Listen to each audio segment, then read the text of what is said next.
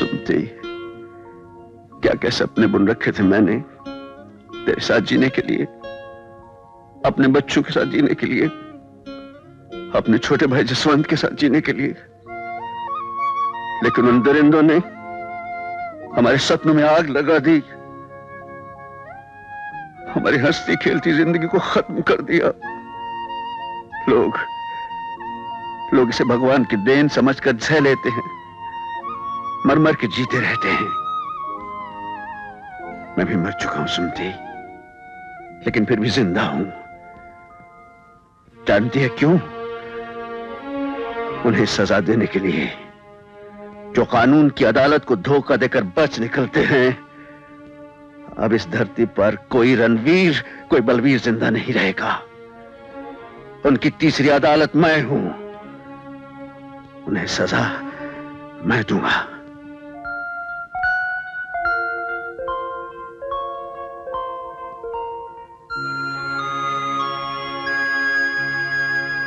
इनकी ये हालत कब से है?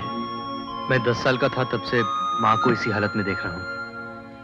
ऐसे ही खामोश चुपचाप बैठी रहती है। हाँ, अगर कोई तेज आवाज हो जाए तो एकदम से भड़क उठती है। ऐसे केसेस के पीछे कोई ना कोई हादसा जरूर होता है जो दिमाग पर असर छोड़ जाता है। इनके साथ कोई ऐसा हादसा हुआ? ऐसा कोई हादसा मुझे तो याद नहीं है डॉक्टर साहब। इनका इलाज सिर्फ अमेरिका में हो सकता है। अमेरिका में? हाँ, वहां कुछ ऐसे केसेस ठीक किए गए हैं, लेकिन खर्च बहुत होगा। मेरी माँ ठीक हो जाए, इसके लिए मैं अपने आप को भी बेच सकता हूँ डॉक्टर। कम से कम 10 लाख रुपए खर्च होंगे। उसका इंतजाम हो जाए तो मेरे पास आ जाना। मैं चलता हूँ। It's all right. Bye bye Rajesh. 10 lakh रुपए? 10 लाख रुपए कहां से लाऊंगा मैं? इतने सारे रुपए कहां से लाऊंगा? रणबीर, माल पहुंचा दिया ना? हाँ, दोपहर को ट्रक जाएगी। Good morning daddy. अरे good morning, good morning. Good morning uncle. Good morning बेटा। डैडी, मारुति कार का एक नया मॉडल मार्केट में आया है, मुझे वो चाहिए।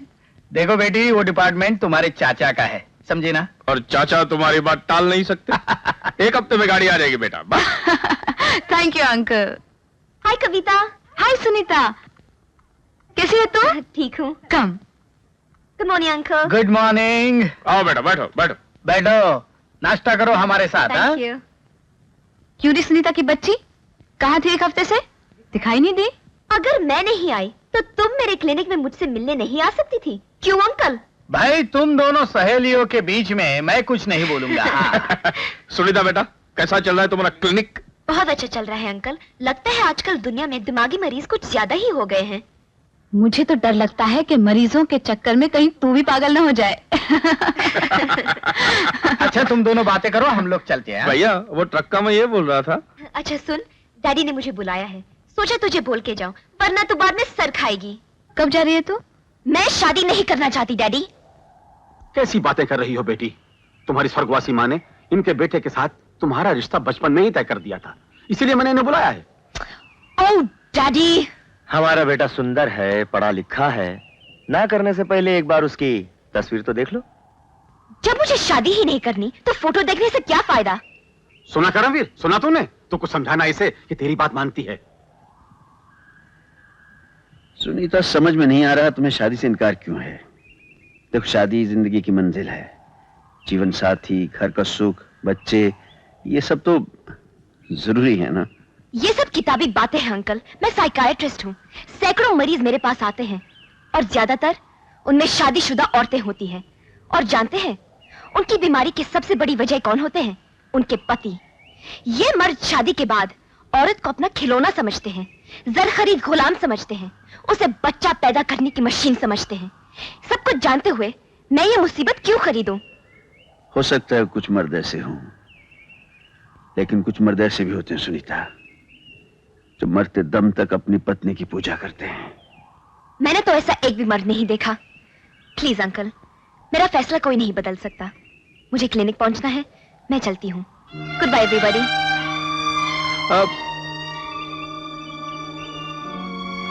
बहन जी, इस पगली को कैसे समझाऊं? औलाद खानदान का नाम बढ़ाती है और ये बेवकूफ खानदान का नाम मिटाने पर तुली हुई है। भाई साहब, लगता है डॉक्टर बनाने के चक्कर में आप अपनी बेटी को घर गृहस्थी की किताब पढ़ाना भूल गए। आप ठीक कह रही हैं बहन जी। मैंने इसे बेटे की तरह नहीं, बेटे की तरह पाला है। अगर इसकी मां जिंदा होती तो शायद ऐसा ना होता। आप फिक्र मत कीजिए भाई साहब, एक औरत होने के नाते मैं उसकी बीमारी समझ गई हूँ। आपकी बेटी मेरी बहू जरूर बनेगी, ये मेरा आपसे वादा है।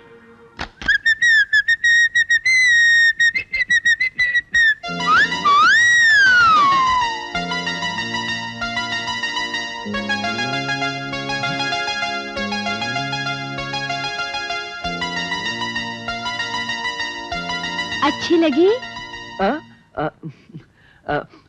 माँ ये अरे ये तस्वीरें किसने रखी? बेटे नर्वस होने की जरूरत नहीं है। तुम्हें ये लड़की अगर पसंद न भी हो तो भी हम इसे पसंद कर चुके हैं और अपनी बहू बनाना चाहते हैं। क्यों जी? हाँ जी। हाँ जी। तो फिर प्रॉब्लम क्या है? प्रॉब्लम ये है बेटी कि ये लड़की शादी नहीं करना चाहती और तुम्हें इसे शादी करने के लिए राजी करना है। जबरदस्ती? हाँ, जबरदस्ती। डैडी शायद ये लड़की किसी और से शादी करना चाहती हो। नहीं बेटी, बिल्कुल नहीं। इस लड़की की बीमारी क्या है ये मैं तुझे बताती हूँ, और वो बीमारी तुझे दूर करनी है। ये दवाएं खाती रहना, लेकिन हफ्ते में एक बार मेरे पास आना पड़ेगा। अच्छा। मुझे यकीन है 3 महीने में तुम्हें बिल्कुल ठीक कर दूंगी। शुक्रिया डॉक्टर।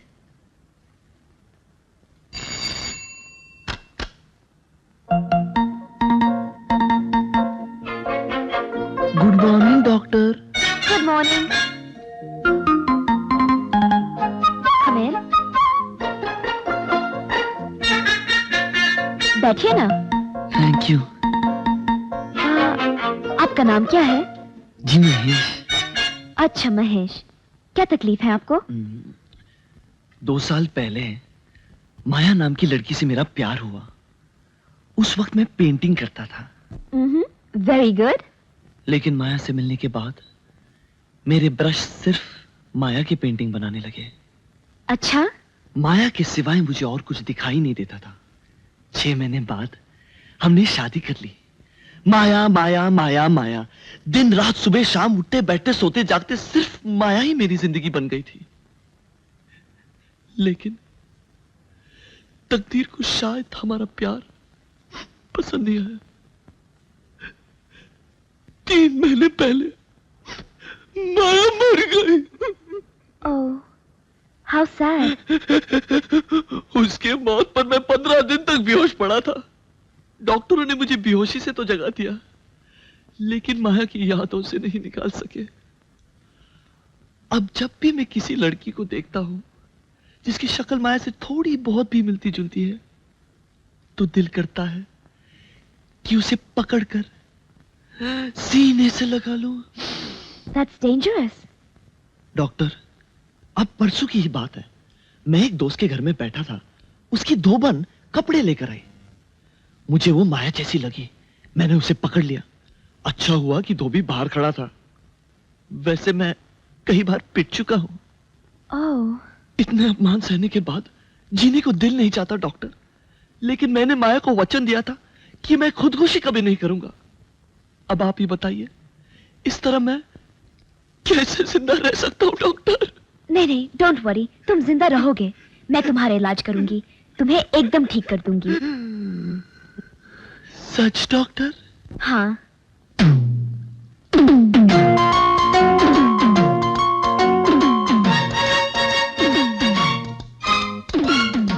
ऐसे क्या देख रहे हो? अरे, वही आंख, वही बाल, वही होठ, माया, मेरी माया। महेश? तू किधर गई थी माया? महेश? तू आ गई माया। छोड़ो मुझे। मुझे छोड़ के मत जाना माया। छोड़ो मुझे। माया, माया। मैं माया नहीं, डॉक्टर हूँ। तुम डॉक्टर हो, मैं मरीज हूँ। Sorry doctor. देखा, हमेशा मेरे साथ ऐसा ही होता डॉक्टर। मैं क्या करूं, मैं क्या करूं डॉक्टर, मैं क्या करूं? बेचारा कितना प्यार करता है अपनी पत्नी से। महेश, महेश। जी डॉक्टर। तुम्हारी बीमारी मेरी समझ में आ गई है। मैं तुम्हारा इलाज करूंगी। हाँ सच डॉक्टर? हाँ, लेकिन तुम्हें वो करना पड़ेगा जो मैं कहूंगी। कहिए, क्या करूं? सबसे पहले अपना हुलिया ठीक करो। जी, वो कर लूं।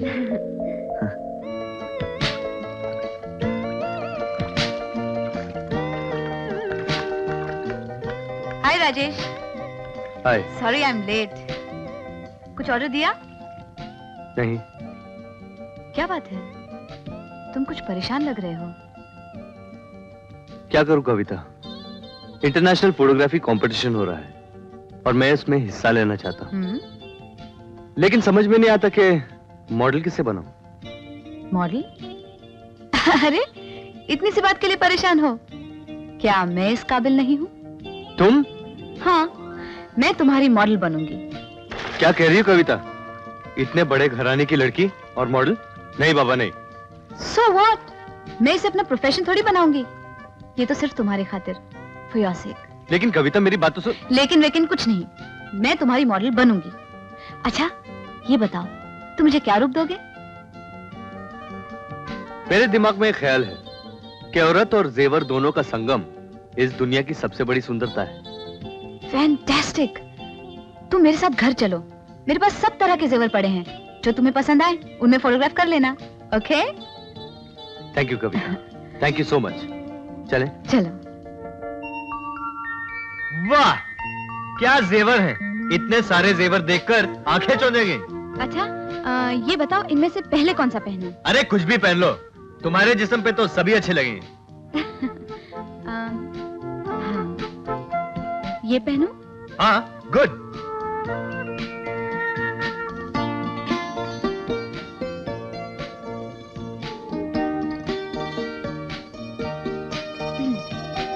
ठीक है ना? वाह, लगता है आसमान के तारे पहनकर कोई अप्सरा जमीन पे आ गई। सच? सच कविता, लगता है भगवान ने तुम्हें देवताओं के लिए बनाया, गलती से धरती पे भेज दिया। इतनी सुंदर नारी किसी इंसान के भाग्य में नहीं हो सकती। राजेश, ऐसी बातें सुन के मुझे कुछ होने लगता है। चलो ना, तुम अपना काम करो। Okay okay, just a minute. हाँ, थोड़ा इस तरफ, थोड़ा, हाँ बस, गुड। थोड़ा चिन अप, फैंटास्टिक। और ये होंठ थोड़े से खुले रखना। ब्यूटीफुल।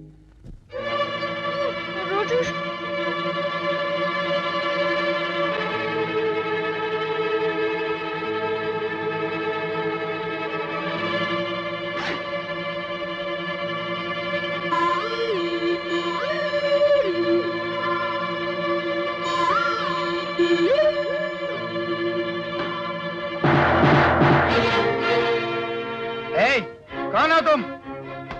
मैं इनका फ्रेंड हूँ। मेरा नाम साला चोरी करने के लिए आया? नहीं। अरे चोर! अरे पकड़ो! चोर पकड़ो!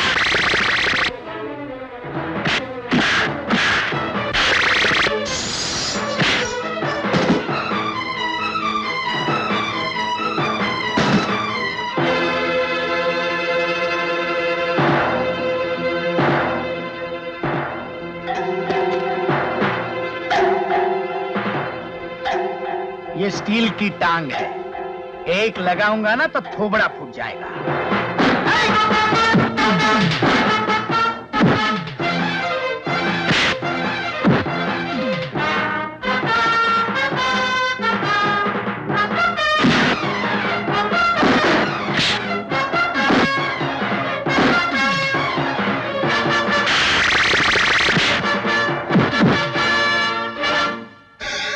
ये लोहे का हाथ है, चमड़े के जबड़े पे पड़ा ना तो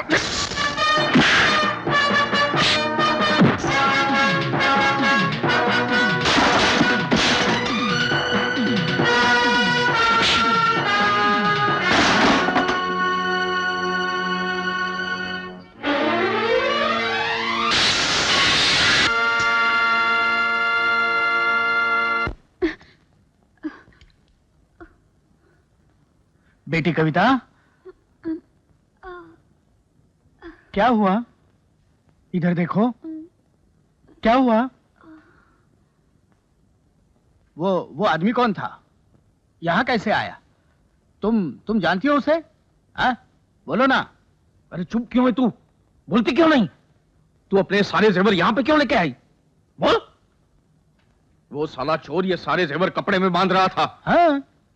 अच्छा वो हम लोग सही वक्त पे पहुंच गए, हाँ? वरना वो ये सारे जेवर लेकर चंपत हो गया होता।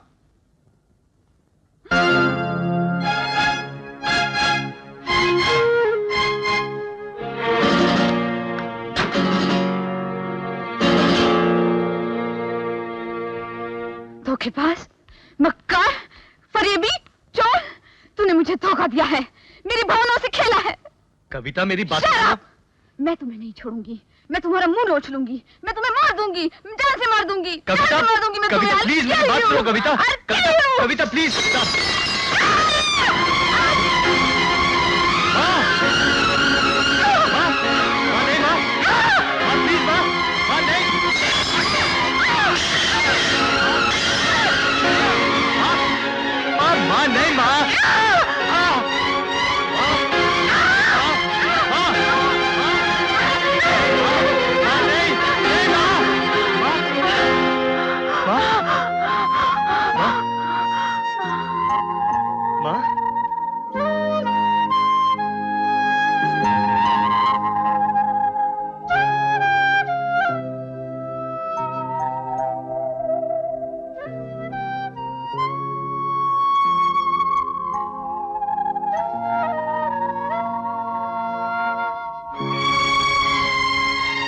ये मेरी माँ है।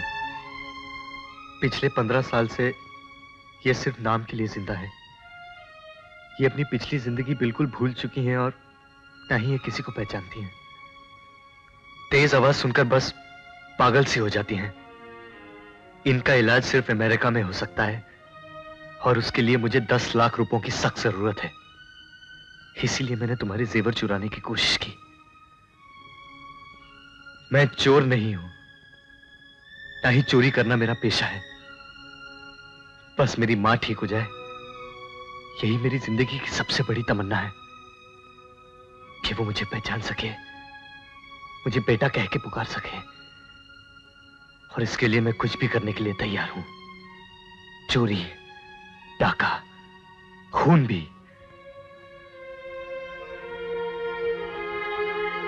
मैं जानता हूं मैं तुम्हारा मुजरिम हूं। तुम मुझे जो चाहो सजा दे सकती हो, लेकिन जो कुछ भी मैंने किया है उसके लिए मैं बिल्कुल शर्मिंदा नहीं हूं। राजेश, माँ की सेवा से बढ़कर इस संसार में कोई चीज नहीं है। इसकी कदर मैं जानती हूँ, क्योंकि मेरी माँ नहीं है ना। आज तक मैं तुम्हें पसंद करती थी, तुम्हें प्यार करती थी, लेकिन अब तुम्हारी पूजा करूंगी राजेश।